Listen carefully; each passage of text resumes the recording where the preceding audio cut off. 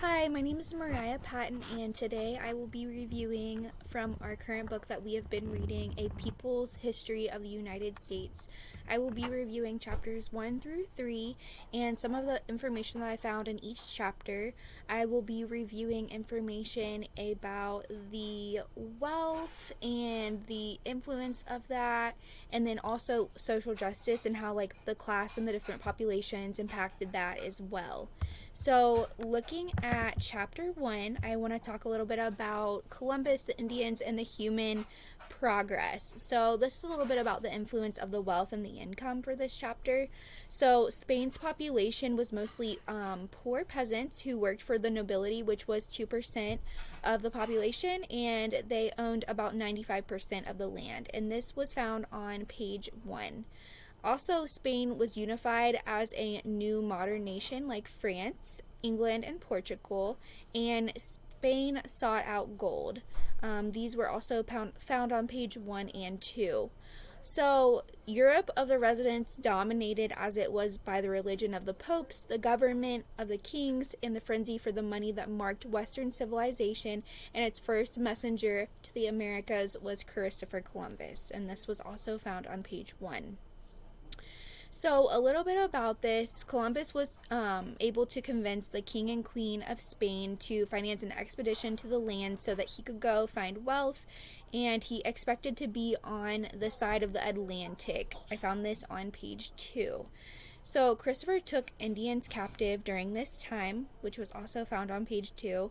And Christopher Columbus reported information regarding the Indians, such as they were naive, but they were also free, and they were people who had good hospitality, and they were willing to share their things. And this was also found on page 3. So, looking at these people that Christopher Columbus ran into, it looks like they were the Arawaks of the Bahamas. I'm not sure if I'm pronouncing that correctly, but they were like the Indians of the mainland. And again, they were known for sharing, which was on page 1. So during this time, the English decided to exterminate the Indians, which I found on page 13. There was a lot of bloodshed between Columbus to the Quartets and the Pizarros and the Puritans, which was found on page 17. Basically, Christopher Columbus and his people were so focused on finding the gold and getting the wealth for their country that it seemed like to me they didn't really care who they hurt or what happened. So there was a lot of bloodshed, and this was supposed to lead to civilization in their eyes, but sadly it led to a lot of death and bitterness. And the Indians and some of the Americans did suffer a great deal as they presented different than others, and basically Columbus just kind of utilized them as slaves or as his people to get the wealth, so that he could benefit from that, and so that Spain and their country could benefit from that as well. Just a few other facts that I have. The Arawaks, which were the Indians, faced Spaniards who had armor, muskets, swords, and horses. The Spaniards hung and burned prisoners. That was found on page 4. In 2 years, through murder, mutilation, or suicide, half of the 250,000 Indians on Haiti were dead. This was found on page 5. When it became clear that there was no more gold left, the Indians were taken as slaves for labor on huge estates known as encomiendas, which was on page 5.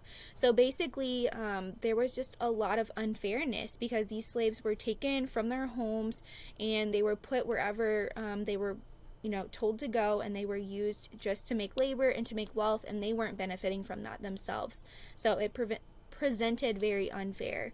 For all of the gold and silver stolen and shipped to Spain, it did not make the people richer, according to page 18 in our book. To continue on, the gold gave their kings an edge and balance of power for a time, a chance to hire more soldiers for their wars, which was found on page 18. They ended up losing their wars anyway, and all of that gold that they had just kind of led to a deadly infliction, a starving population. The richer did become richer, but the poorer did become poorer, and it ruined the peasant class. So overall, Columbus did find gold. It was an uneven distribution, as the Indians were utilized as servants or killed, and certain populations were mistreated, such as the Indians. I noticed that there was there was a lot of like social injustice in all of this. So you could see there was a lot of unfairness, there wasn't equality.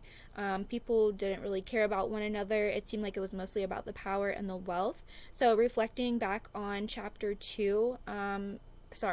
1 and those questions that were asked about wealth and income and the social justice and how the classes and the population impacted that, you can really see based on whether you were like Christopher Columbus or if you were the Indians, how that really impacted you. For the example, the Indians really were treated unfairly. Christopher Columbus got the gold, took it to Spain, and that's kind of how it was. Just a lot of mistreated people in this situation. Moving on to chapter 2. This is drawing the color line. So I want to talk a little bit about chapter 2 as well. So by 1619, a million blacks had already been brought from Africa to South America and the Caribbean to the Portuguese and Spanish colonies to work as slaves. And this was on page 26. So slavery was immensely profitable to some masters. On page 33, there was not a country in the world in which racism had been more important for so long of a time as the United States, which was found on page 23. Slavery developed quickly into a regular institution into the normal labor relation of the blacks to whites in the New World, page 24. The African slave trade, David Basil contrasts law in the Congo in the early 16th century with the law in Portugal and England, page 27. European countries had the thought, where the idea of private property was becoming powerful, theft was punished brutally. And this was on page 27. So in England, even as late as 1740, a child could be hanged for stealing a rag of cotton. And that was found on page 27. African slavery is hardly to be praised, page 28. African slavery was far different from plantation or mining slavery in the Americans, which was lifelong, morally crippling, destructive of family ties without hope of any future, page 28. African slavery lacked two elements that made American slavery the most cruel form of slavery in history, and this was the slavery for limitless profit that comes from capitalist agriculture, the reduction of slave to less than human status by the use of racial hatred, with that relentless clarity based on color, where white were masters and black were slaves, which was page 28. Okay. And also, the slaves were packed aboard the slave ships in spaces not bigger than a coffin. They were chained together in the dark, wet slime of the ship's bottom, choking in the stench of their own excrement. So this was also found on page 28. Again, we see a lot of injustice in chapter 2 as we did chapter 1. So we're seeing that basically the slaves were mistreated, and so kind of going back to this, first the Dutch, then the English dominated the slave trade on page 29. So an example, when 3 servants attempted to escape, 2 of the white servants were given a punishment with the lengthening of their service, but also, in quotations, the third, being a Negro named John Punch, shall serve his master or his assigns for the time of his natural life, page 30. So a lot of inequality going on, a lot of social injustice going on. We can see that they were, again, using people to get power, to gain their wealth, and just a lot of uneven distribution and a lot of mistreatment with with African Americans. So Africans were stamped and kind of known by the color black is distasteful on page 31. So we do see a lot of, racism, discrimination in this chapter as well. In 1961, Virginia provided for the banishment of any white man or woman being free who shall intermarry with a Negro, mulatto, or Indian man or woman, bond or free. Page 31. A condition would be the elimination of that the class exploitation which has made poor whites desperate for small gifts of status and has prevented that unity of black and white necessary for joint rebellion and reconstructions. Page 38. It was a class of consciousness and of fear. Page 38. So overall, it presents in chapter 2 that slavery was a huge part of this time as the English settlers attempted to force Indians into working for them. So basically, the English settlers wanted these individuals to work, make them money, and then they would take the money or the wealth for themselves, and then basically the slaves would not gain anything from this. So again, uneven distribution. Africans were abducted. They had a different opportunity with slavery than Americans did. So for them, it didn't seem as bad. They were able to get married and things like that. Slaves were utilized for people to make money and wealth from their labor overall. So again, just reviewing that, looking at the populations, you can really see how that impacted the income and the wealth of the community, of the country that they were living in. And also just looking back at social justice, you can see, reflecting back on that, how that is for, the African Americans, for the whites. Like, it's kind of all over the place, but there is a lot of just mistreatment in general. Okay, so chapter 3 is persons of mean and vile condition. So the Bacon's Rebellion is a rebellion of white frontiersmen joined by slaves and servants, a rebellion so threatening that the governor had to flee the burning capital of Jamestown, and England decided to send 1,000 soldiers across the Atlantic, hoping to maintain order among 40,000 colonists. Page 39. This rebellion began by conflict over how to deal with Indians who were close by and constantly threatening them. Page 40. So Bacon's Declaration of the People of July 1676 shows a mixture of populist resentment against the rich and frontier hatred of the Indians. Page 41. The Bacon went out to attack the friendly Pamunkey Indians, killing 8, taking other prisoners, and plundering their possessions. Page 41.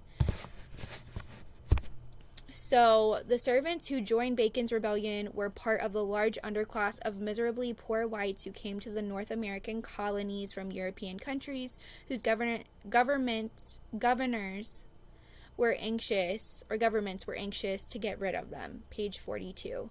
In England, the government of commerce and capitalism in the 1500s and 1600s, the enclosing of the land for the production of wool filled the cities with vagrant poor, and from the reign of Elizabeth on, laws were passed to punish them, imprison them in workhouses, or exile them. Page 42. The colonies grew fast in the 1700s. Page 49. The big cities such as Boston, New York, and more doubled, triple in their size. Page 49. Through all of the growth, the upper class was getting most of the benefits and monopolized political power. Page 49. Everywhere the poor were struggling to stay alive simply to keep from freezing in the cold weather. Page 49. All the cities built poor houses in the 1730s, not just for the old people, the widows, or the crippled or orphans, but for the unemployed, the war veterans, and for new immigrants. Page 49. Bacon's rebellion was instructive to conciliate a diminishing Indian population at the expense of the infuriating a coalition of white frontiersmen, which was very risky. Page 54.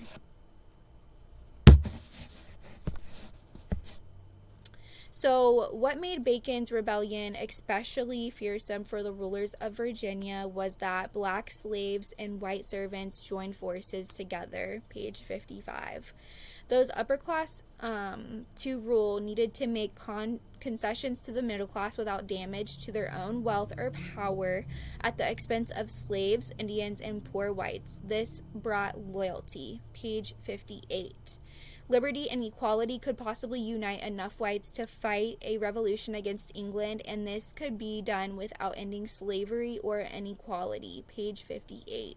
So overall, looking at chapter 3, we can see that Bacon's rebellion was utilized for black and white slaves to go against their masters. During the time, some people were freed from debt, cities were expanded, laws were created to prevent relationships from the black and whites, or alliances, so that they could work together, and a middle class was created. We can actually see in this chapter that there was some loyalty and somewhat of, the African Americans and the whites joining together to work together for themselves. But again, we can also see some inequality and some mistreatment to some of the slaves in this chapter as well. So it's just important to think about, each of these chapters and the ways that these people, these masters, these superiors did impact their slaves and the people who were working for them. It's really sad to hear that these people had to live their lives basically serving others, giving them money for what their work was for. And just overall, I hope this was good information to review. I do have the reference that I included from the book in my PowerPoint, which you will see as well, and everything is cited on there. So I hope this was good information, and thank you for listening.